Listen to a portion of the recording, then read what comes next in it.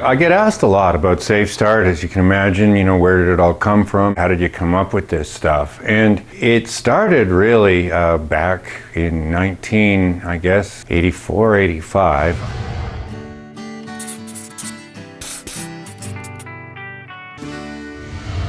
Our company became the distributors for a behavior-based safety program, and somebody in Canada needed to look after the customers, the problems they might be having with the observation feedback process, the implementation strategies, kickoff presentations, etc., etc. And we all got together to talk about, who was going to look after the Canadian market in terms of implementation assistance. We were having dinner. I had to leave, use the restroom, and when I came back, they had all decided that I should be the guy to look after this in Canada. So I wasn't very old at the time. This was about 25 years ago. And I remember kind of looking at these folks going, are you sure? But anyhow, I ended up doing this job. They trained me up, and I started looking after all of these implementations.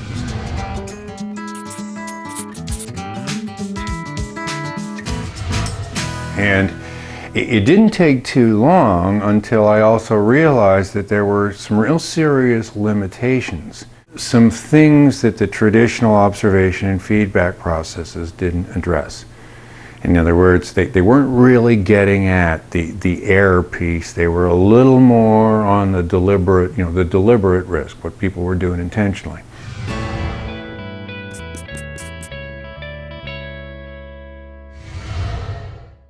And in 1991, went to a session where it was a quality guy, and he was just talking about using quality improvement methods to improve your safety performance, as well as quality. And one of the things he identified was rushing, and with their consulting help, this one company, a pharmaceutical company, reduced their quality defects and their injuries by 50% just by eliminating the rush orders that came to the plant from the salespeople in the field.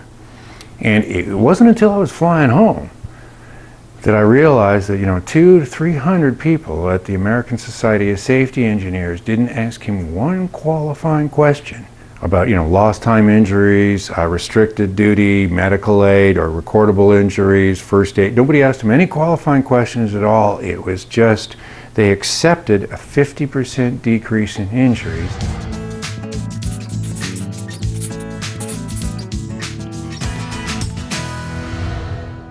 So the next few classes I was doing, I said, how many of you folks here have been hurt because you were in a rush? Well, everybody put their hand up. Some people even put two hands up and started laughing. So then I would start talking to people about, well, what about fatigue? And sure enough, everybody put their hand up. Then I started talking to them about about frustration rather, and people put their hands up. And then I started talking to them about complacency, and everybody put their hands up. I asked them about ignorance. How many of you have been hurt because you didn't know something that wasn't covered, a piece of information in your safety training? Nobody put their hand up. Nobody. So I would try other things, but the only ones where everybody put their hands up were rushing, frustration, fatigue, and complacency. I knew about the critical errors from the 15 years of behavior-based safety consulting. Eyes not on task, line of fire, balance, traction, grip. And I also knew that the complacency led to mind not on task. So now I had 4 states and 4 errors. It didn't start out that way. It was like 2 states and 3 errors, and 3 states, 4 errors. Eventually got to the 4 and 4. And then I needed a way to test it.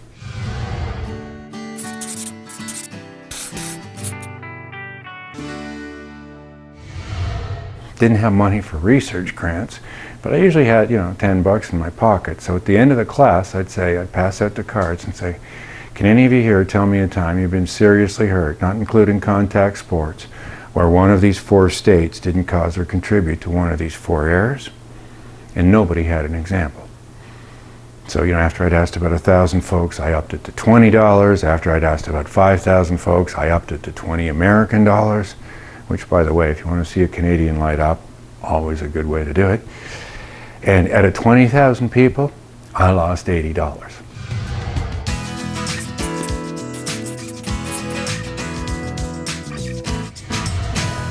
Took a little while longer to develop the 4 critical error reduction techniques. In other words, the states leading to the errors, which states you could actually trigger or self-trigger on.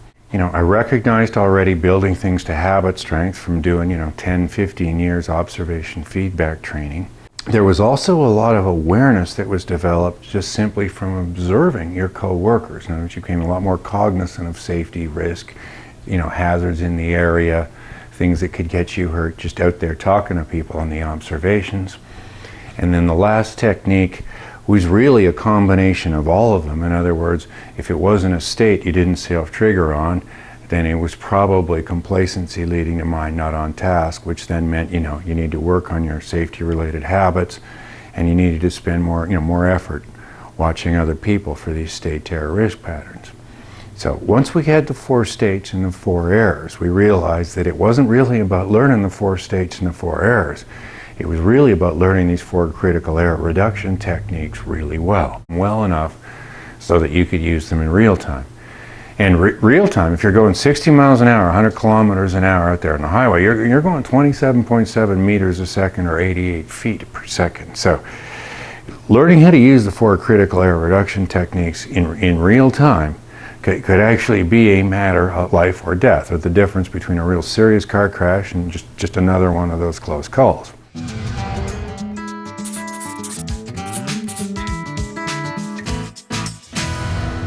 So we needed a course. We couldn't just be doing, sort of talks and passing out cards to people.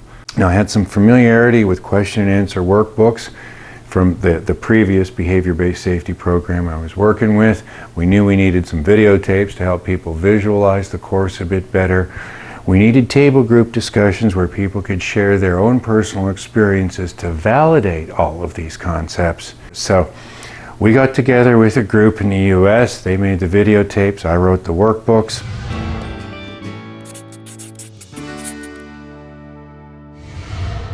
We started releasing the course in January 1999, and it started off going really well. Companies were reducing their injuries significantly, like by more than 50% in the first year. They were reducing their accidental damage and the downtime associated with the accidental damage significantly. We even had some companies like totally eliminating injuries for more than 2 years. And everything was going really well until I got a job at, I'll just say, a fairly negative workplace.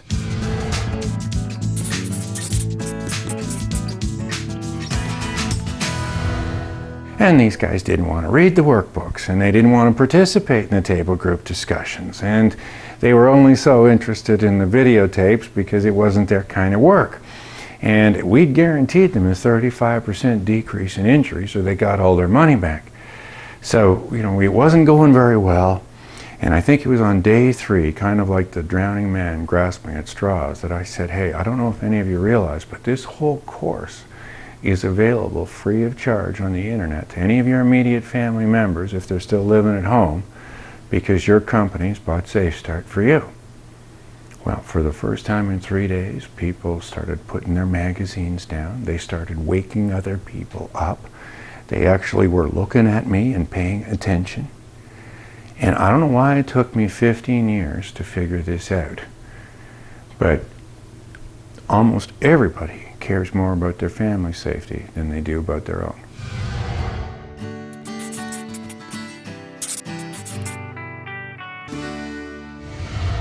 So that was when we started making the DVDs for the family. We started with taking SafeStart home. Then we made Hurt at Home for the parents, babysitters, and guardians, so they could do a better job of coaching the kids when they did get hurt. Then we made a video for teen drivers and their parents, which was just to motivate them to take the 5-unit online course. And the very last one we made was for preschool kids about hard, sharp, hot, and slippery, the things that get little kids hurt on a daily basis. And that one was called the Boo Boo Bandits. We even had an awards program because safety for safety's sake isn't a great motivator. So if kids thought they had a chance to win a prize just for watching a short DVD and answering 4 true and false questions that they phoned in on an 800 number, figured we had a better chance of getting them to watch the DVDs.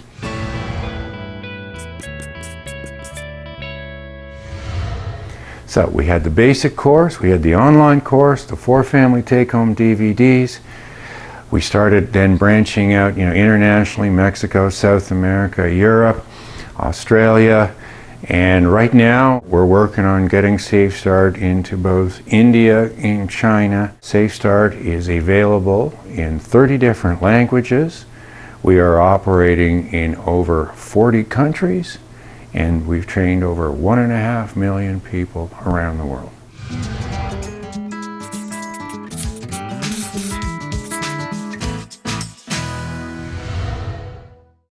And maybe most importantly, I actually use the stuff myself. And even for me, as well as I know SafeStart, when I don't use the stuff, that the hazards don't care whether you wrote it, the hazards don't care how much you know about it. But you forget about those hazards, you don't keep them in mind or in sight, they'll come back to bite you. So, there you go, brief history of SafeStart up to now.